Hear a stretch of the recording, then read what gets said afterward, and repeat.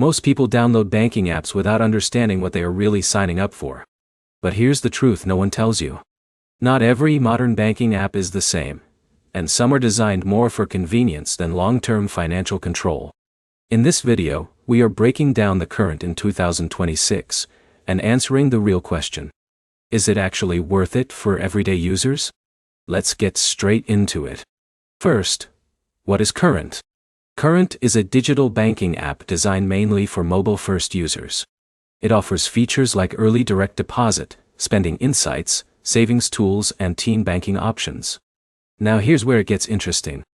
Unlike traditional banks, Current focuses heavily on instant access and budgeting tools, instead of physical branches or complex financial products. So if Jake is someone who gets paid through direct deposit and wants faster access to his money, Current can feel very convenient. But here's the problem most users don't think about.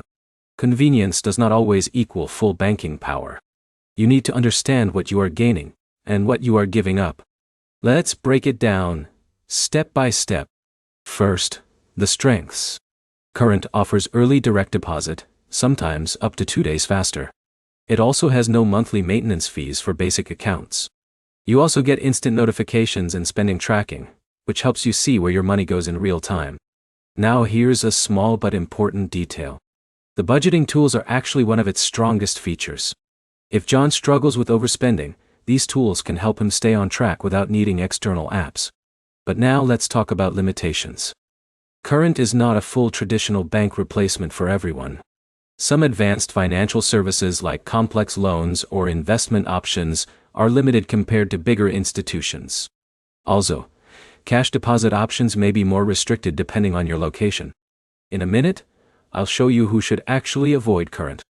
Another thing to consider is customer support.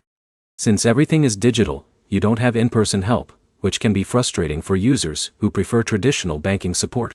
So who is Current actually best for? It works best for people who want simple mobile banking, early paycheck access, and easy budgeting tools. If Alex is a freelancer or part-time worker, it can be a strong option for daily money management. But if you need advanced financial services or prefer branch banking, it may not be enough on its own. So here is the final verdict. Current is worth it if you want speed, simplicity, and budgeting control in one app.